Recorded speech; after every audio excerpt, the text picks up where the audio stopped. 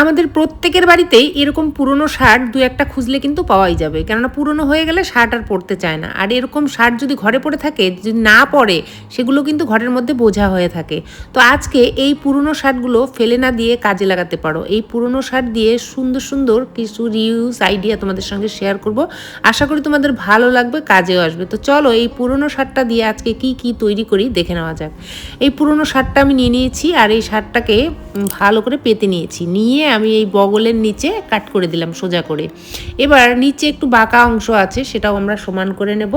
সমান করে নিয়ে দেখো এই যে সমান করা হয়ে গেছে। এবার আমরা এটাকে উল্টো করে নিলাম। উল্টো করে নিয়ে দু সাইডে দুটো জাস্ট সেলাই দিতে হবে। এই সেলাইটা তোমরা হাতেও দিতে পারো, আমি মেশিনে দিয়ে নিচ্ছি, জাস্ট 2 মিনিটেই হয়ে যাবে। আর হাতে করলে 5-7 মিনিট সময় লাগতে পারে।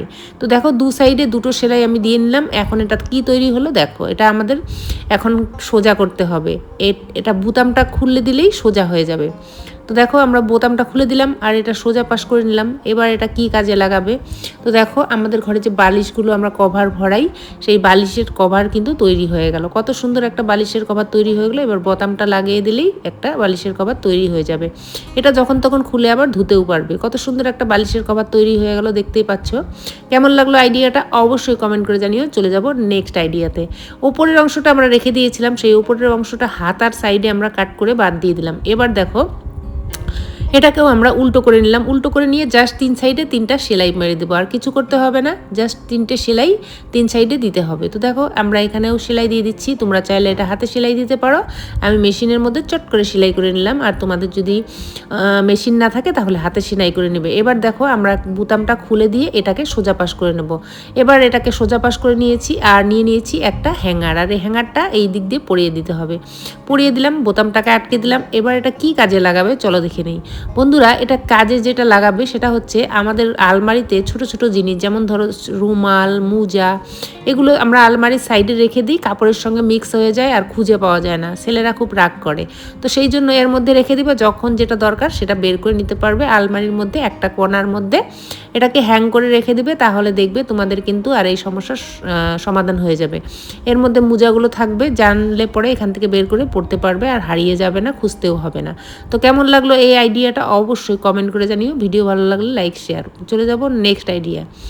তো দেখো এখানে আমরা হাতার অংশটা নিয়ে নেব, আর হাতার অংশটার মিডিল অংশে আমরা কেটে নিচ্ছি। কেটে নিয়ে যে কাজটা করতে হবে, বোতামটাকে খুলে দিয়ে এই সাইডটা আমরা কাট করে নেব। দুটোকেই একইভাবে আমরা এই বোতামটাকে খুলে নিয়ে এই জায়গাটায় কাট করে দিলাম। এবার দুটোকে সোজা করে উল্টো করে নিলাম। উল্টো করে নিয়ে এবার আমরা যে কাজটা করব সেটা হচ্ছে গোল করে এটাকে কাট করে দেব, গোল করে কাট করব। তো দেখো আমি গোল করে কেটে নিয়েছি। এবার এর মধ্যে যে বোতামগুলো রয়েছে ছোট ছোট, এই বোতামগুলোকে খুলে ফেললাম। এবার ও হাতার যে উপরের অংশ ছিল সেখান থেকে আমি দুটো কাপড়ের টুকরো বের করে নিলাম, যেটা দিয়ে আমি এখন বেল্ট বানাবো।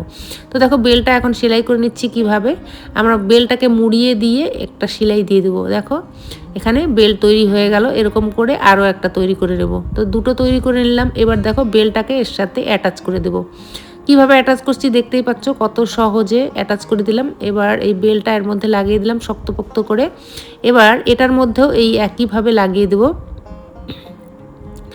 একইভাবে এই বেলটাও এর মধ্যে লাগিয়ে দিলাম, আর এটা কিন্তু শক্ত করে ডাবল সেলাই দিয়ে দিলাম যাতে খুলে না যায়।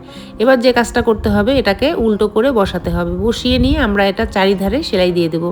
তো দেখো এটা চারিধারে কিন্তু আমরা সেলাই দিয়ে দিলাম। তোমরা চাইলে এর মধ্যে চেনও ফিট করতে পারো, তো আমি চেন ফিট করব না, এটার মধ্যে জাস্ট একটা সেলাই দিয়ে দিলাম, বাস। আমরা এবার খুব সহজেই এটাকে উল্টে দিলাম, সোজা করে নিলাম। সোজা করে নিয়ে দেখো এটা কি তৈরি হলো, আমাদের একটা থলে ব্যাগ তৈরি হলো। আমরা অনেক সময় সবজি বাজার বা ছোট ছোট কাজ করতে বাজারে যাই, মোবাইলটা নিয়ে যাই বা টাকা পয়সা নিয়ে যাই, এর মধ্যে কিন্তু তোমরা নিয়ে যেতে পারবে। তো কেমন লাগলো আজকের আইডিয়াগুলো অবশ্যই জানিও। ভিডিও ভালো লাগলে লাইক শেয়ার। আজকের জন্য চ্যানেলটাকে সাবস্ক্রাইব করে রাখো। নমস্কার।